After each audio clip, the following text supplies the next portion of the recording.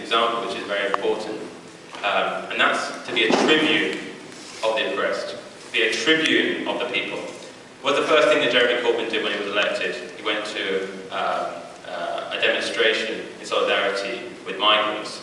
And when he goes into Prime Minister's Questions, which is every week, when the opposition party holds the government to account, what he doesn't stand there and pontificate his ideas. He uses his time to loud hail other people's questions to the power. He says, X-person from Jane from Newcastle has suffered her benefit cuts. It's been said that she's fit to work, but she's suffering from debilitating illnesses, and she's been evicted from our home. What do you say to that, Theresa May? We have a young person from Bristol who's just been laid off. He has the skills, but there's no job. What do you say to that? What do you say to the people that you made homeless? These letters that all come into Jeremy Corbyn. It's to you, the role of the socialist is to use your platform to amplify the voices of the working class, to be a tribune of the oppressed, to be a tribune of the working class, to fight with, not just for. This is absolutely central.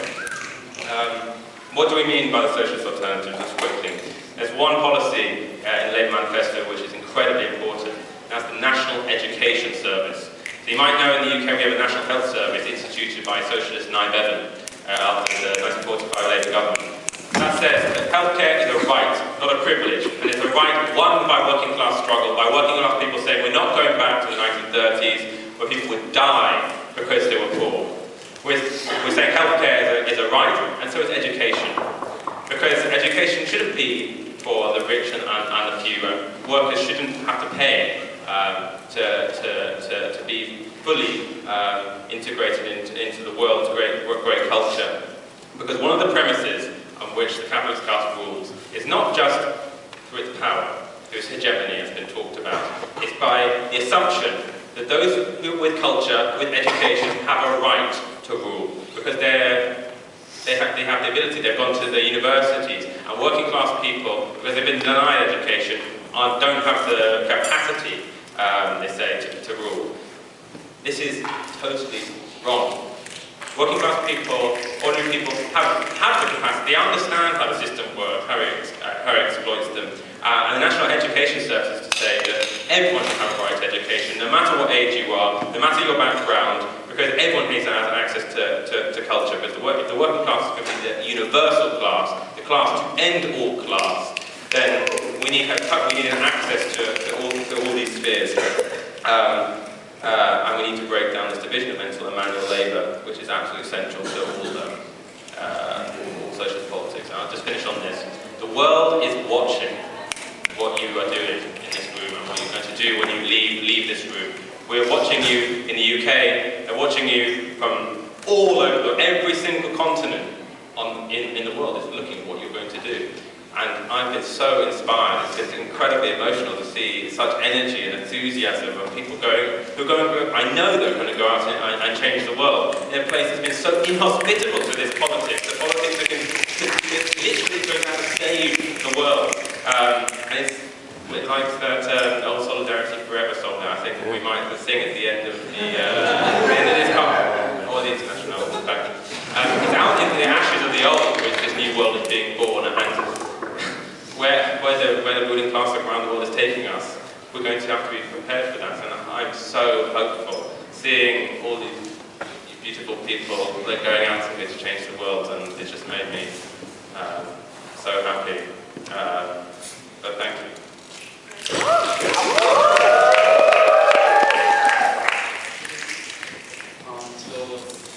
Just some concluding remarks, just to wrap this up. I want to reiterate the opening question. What is the role of students, particularly socialist students, in the development of a massive movement of the working class? I think it's pretty clear right now. We use our institutional role as students and workers to raise consciousness about the crisis in higher education, and how this crisis is really a crisis of capitalism. In this regard, I also want to share a passage from a speech given by Greg Calvert, who at the time was the National Secretary of SDS. And he says, "It is said that when the Guatemalan guerrillas enter a new village, They do not talk about anti-imperialist struggle, nor do they give lessons on dialectical materialism. Neither do they distribute copies of the Communist Manifesto. What they do is gather together the people of the village to the center of the village, and then, one by one, the guerrillas rise and talk to the villagers about their own lives, about how they see themselves and how they came to be who they are, about their deepest longings and their things they've been striving for and hoped for, about the way in which their deepest longings were frustrated by the society in which they lived. Then the guerrillas encourage the villagers to talk about their lives, and then a marvelous thing happens. People who thought that their deepest problems and frustrations were their individual discover that their problems and longings are all the same, that no one person is any different from the others. And finally, that out of this discovery of their common humanity comes the decision that people must unite together in the struggle to destroy the conditions of their common oppression. That, it seems to me, is what we're about. I hate to quote the Weatherman Underground. If you know what they are, you know it was one of the splinter groups that formed after SDS collapsed. But the name of the group is really interesting to me. It comes from a Bob Dylan song. The verse is, "You don't need a weatherman to tell in which direction the wind blows." People didn't vote for Bernie Sanders because he was talking about the dictatorship of the proletariat. Right? I mean, I did not. He was really speaking to people's grievances, to people's frustrations, their feelings of alienation and dispossession. He was speaking about education as a right college for all. He was speaking about healthcare as a right Medicare for all. He was speaking about, you know, a radical transformation of this country in terms of energy and how we interact with one another. And that's essentially, I think, what we need to do. We need to use this crisis of capitalism to engage with our communities around issues that concern them and speak to them using the language and the emotions that they know because they're their own, and then take them further. Show them that, you know, this is a problem of capitalism. The solution is it's socialism or barbarism, because if we don't feel this basis, and I'm not saying this lightly, it really is socialism or barbarism. If we don't feel these spaces, fascists are going to take over. We've seen Marine Le Pen do this. We've seen Donald Trump. I mean, he won because he appealed to people's discontent. And socialists need to occupy those spaces, or it can really get ugly. I'm telling you, it can really get ugly. Just, you know, it's really bad. You know, fascism is not a good thing.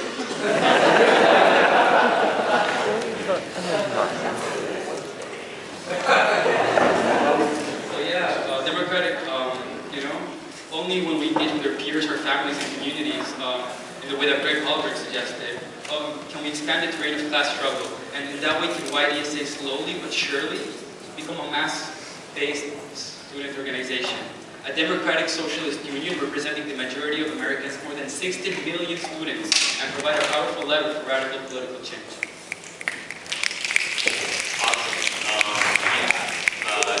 Give it up for our panelists. We're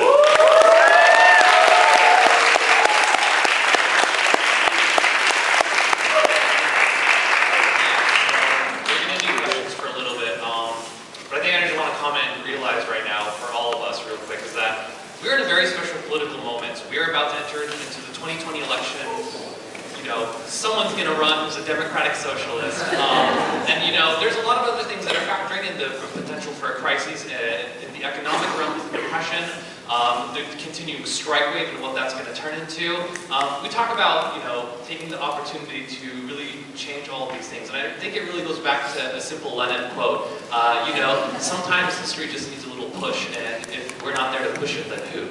But yeah, so for questions. Nobody? Raise your hand if you have a question. Nobody? Pretty. Yeah, I have a question. I'm actually carrying the work student action committees of France, May 1968, first primary source pamphlet that I'll read from at the Labor Solidarity Workshop, if anyone wants to come to that.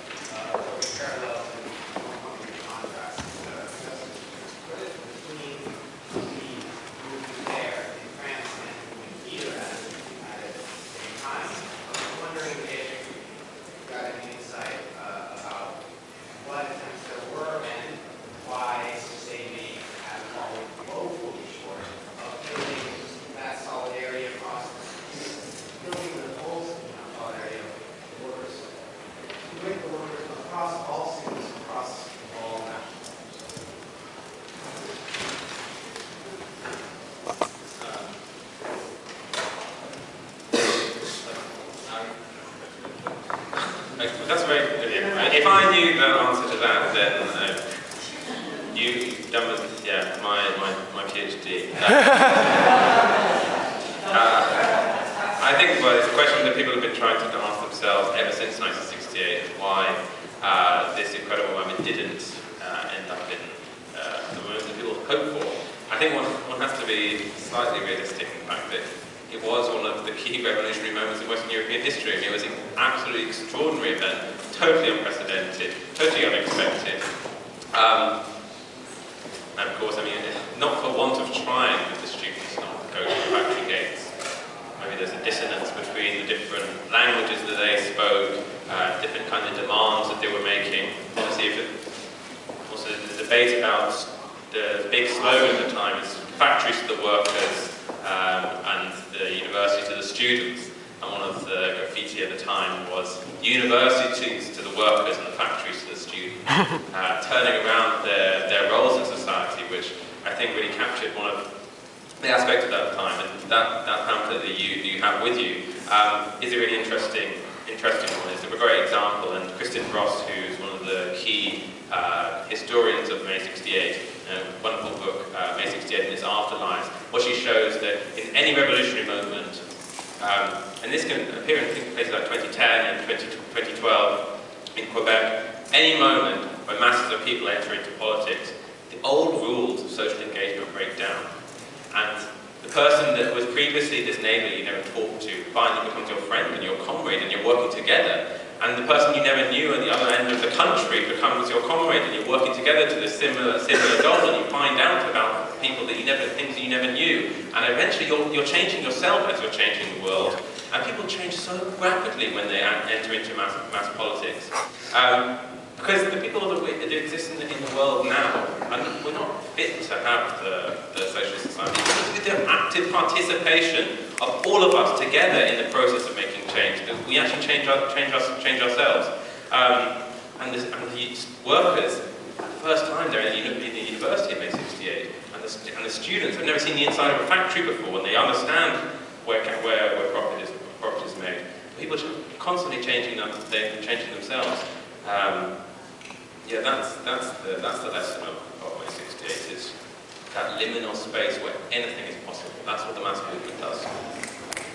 I just want to add really quickly, because people always say like, oh, you won in Quebec, and like, I think we need to ask ourselves the question, what is really winning? Like, every single struggle, every mass mobilization is a learning experience, and the biggest thing you're going to leave is a legacy also. And like, I think what Quebec created is a new generation of organizers that once they left the student movement and the student unions, they've started being really active in other circles, and they're taking this experience of like building a mass movement within the student movement and taking this like elsewhere. And even though like we won, like we stopped the hike for a couple of months, we're never like sheltered from any other attacks. Like there's always going to be people attacking us, our rights, public services, the access to education. Like it's an ongoing fight, like forever and ever until we reach like socialist utopia.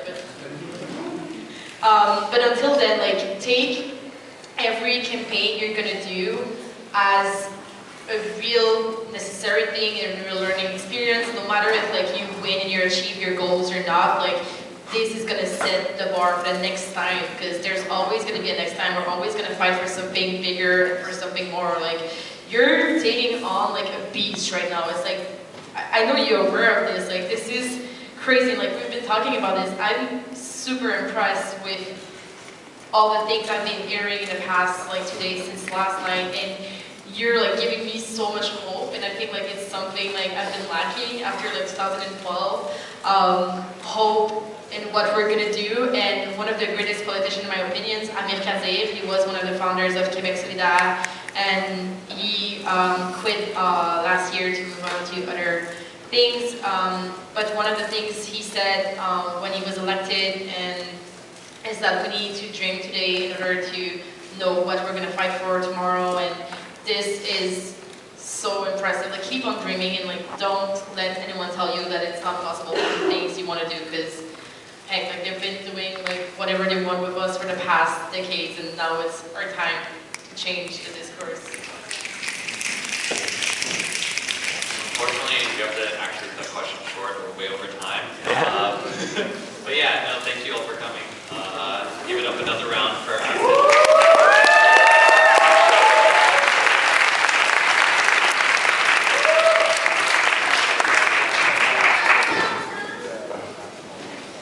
Anna, am I giving it up to you? Cool.